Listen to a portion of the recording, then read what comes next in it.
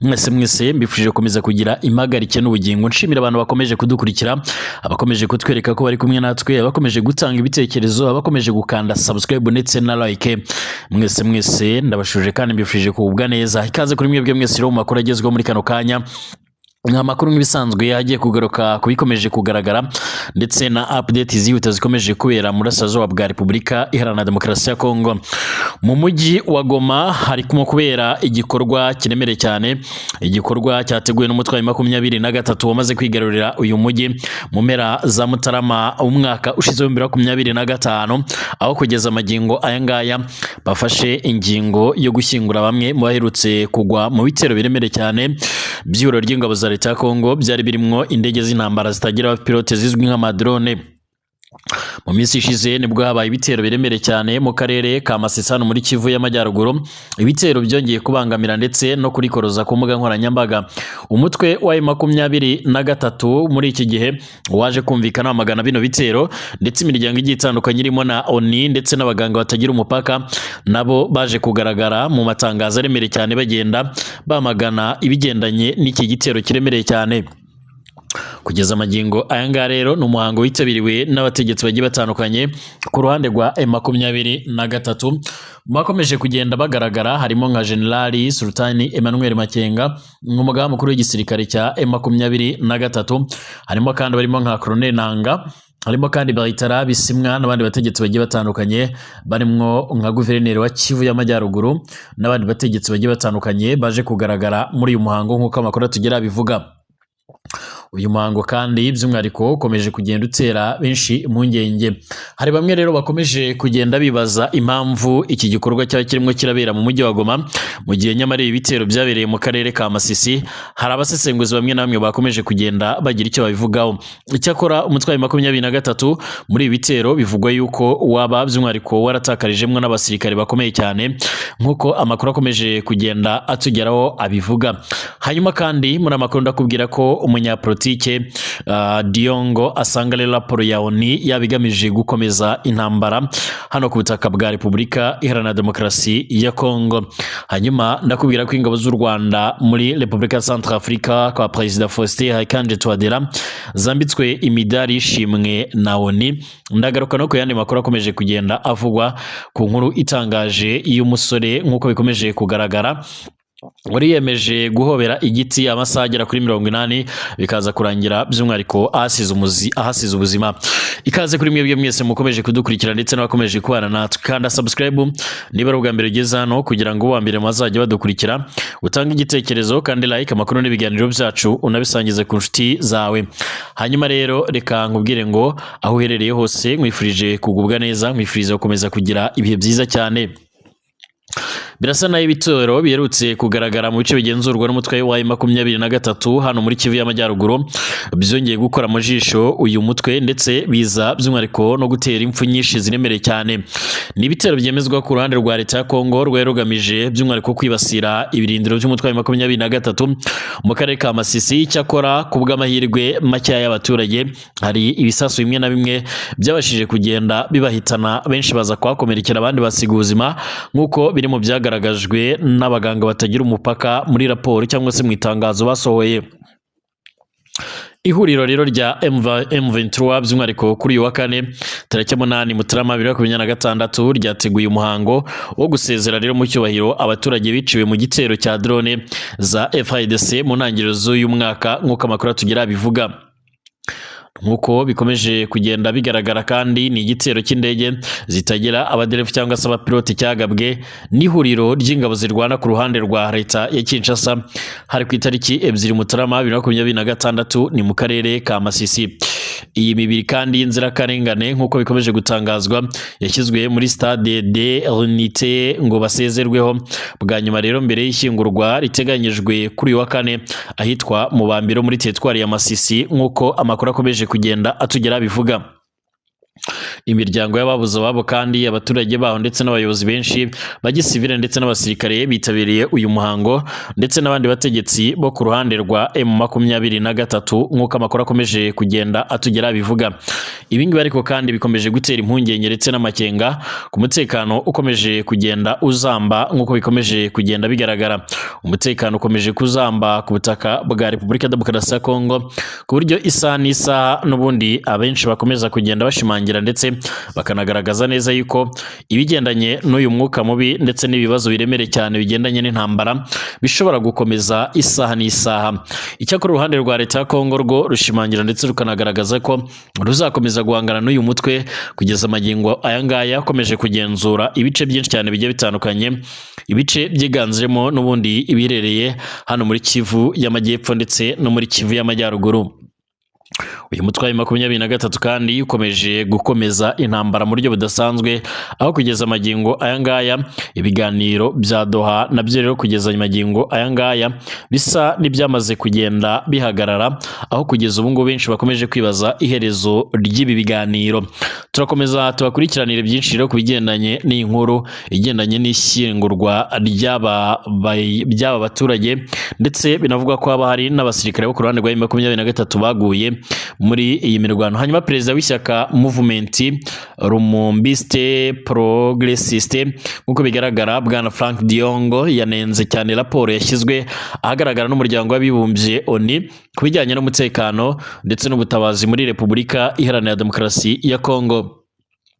Mu butumwa yashyize ahagaragara kuri wa gatatu tariki ya 7 Mutarama kuri konti ya X yitwa Twitter, umuyobozi w'abatavuga rumwe n'ubutegetsi yavuze ko iyi raporo by'umwihariko itagamije kwimakaza amahoro, ahubwo ko we abona igira uruhare mu gukomeza kubungabunga by'umwihariko amakimbirane.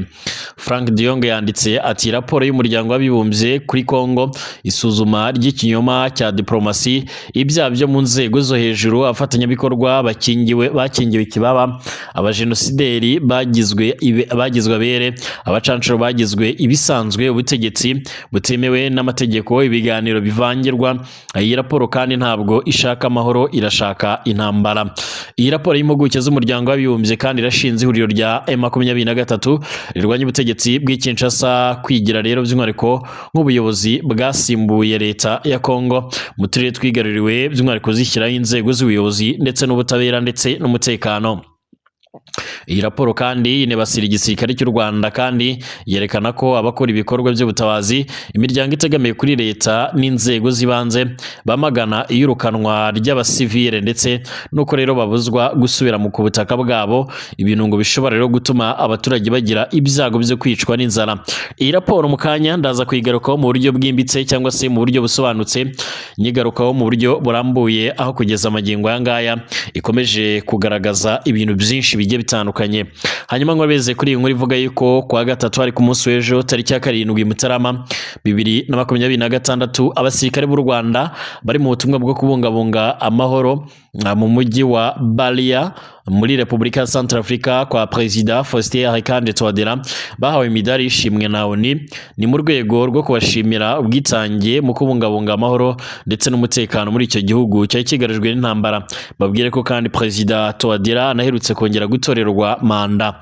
Iyi midari kandi yahawe abagize Rwanda Battle Group nk'uko amakuru tugera bivuga.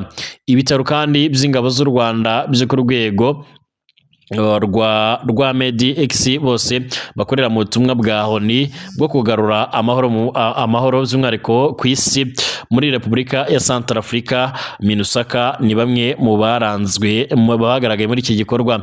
Ibirori byo gutanga iyo midari kandi byabereye ku kigo cya Rwa Big kiri ahitwa Ibalia muri perefegitura ya Haute Koto nk'uko bitangazwa.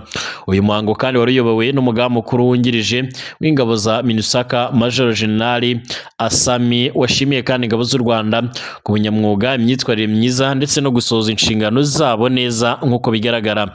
Yashimye kandi by'umwihariko uruhare rwazo rukomeye cyane mu kubungabunga umutekano mu gikorwa cy'amatora yabaye muri iki gihugu cya Centrafrica kuko byari mu murongo w'inshingano za MINUSACA nk'uko amakuru tugera bivuga.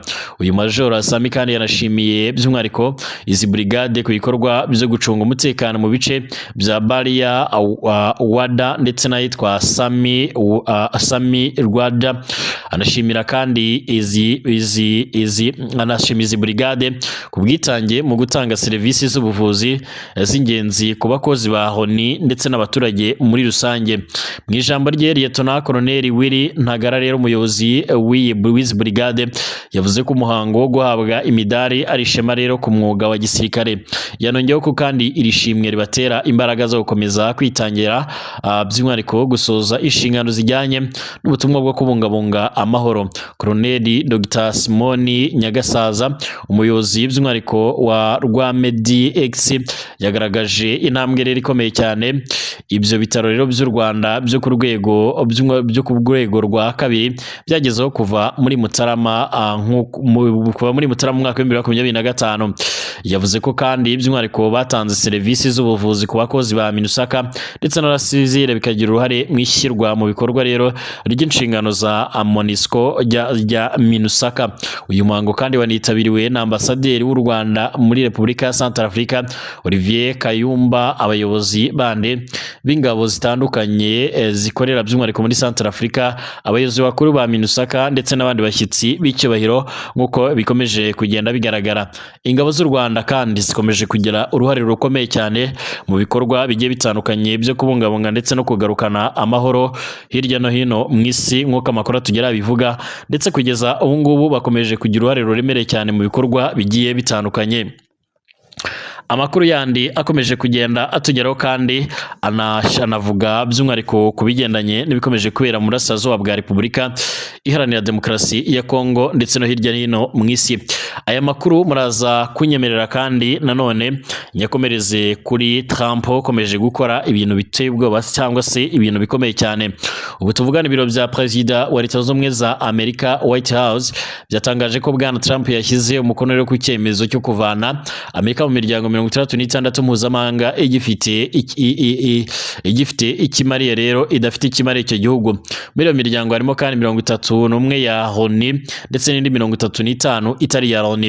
Ibi bibaye nyuma y'uko kandi tariki ya 4 Gashyantare by'umwihariko 2025 hari hasohotse iteka rya Perezida ryo kuvana Amerika ndetse no guhagarika inkunga zigenerwa imiryango imwe n'imwe y'umuryango w'abibumbye, hamwe rero no gusuzuma inkunga Amerika itera imiryango mpuzamahanga yose nk'uko bigaragara.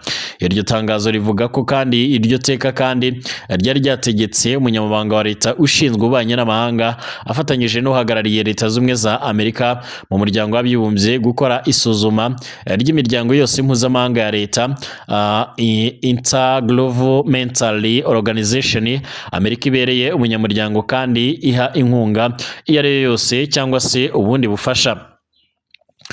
Bakanasuzuma kandi amasezerano mpuzamahanga yose Amerika ifitemo uruhare hagamijwe kumenya imiryango ndetse n'amasezerano mpuzamahanga bihambaye ndetse n'inyungu bihabanye n'inyungu za Leta Zunze Ubumwe za Amerika muri iyo miryango.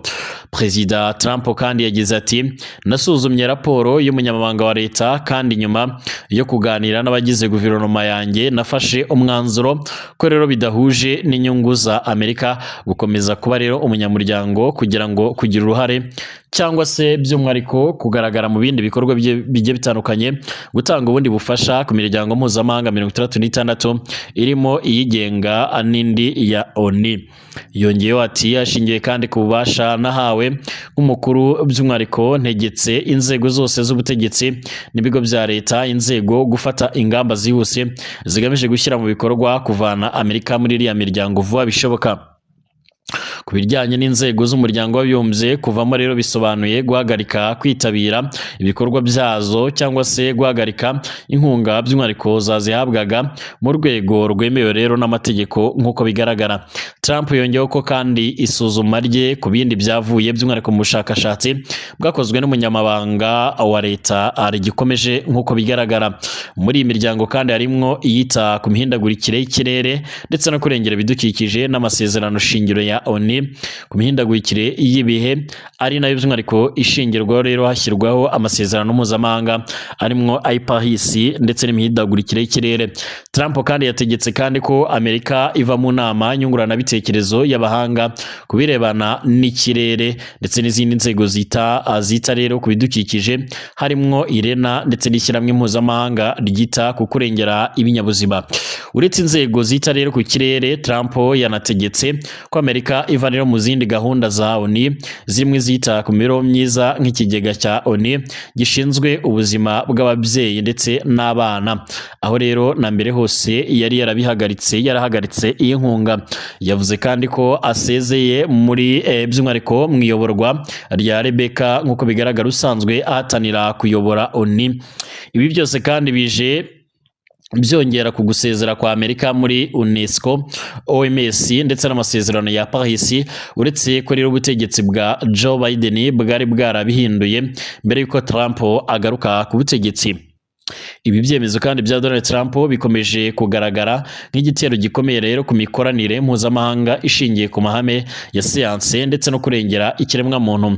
Abasesenguzi bavuga ko kandi gusezera mu mashyirahamwe menshi atandukanye bishobora kubangamira uruhare rwa Amerika mu biganiro mpuzamahanga ndetse no mu gucunga ibibazo byambukiranya imipaka birimo ibidukikije, ubuzima rusange ndetse n'iterambere rirambye.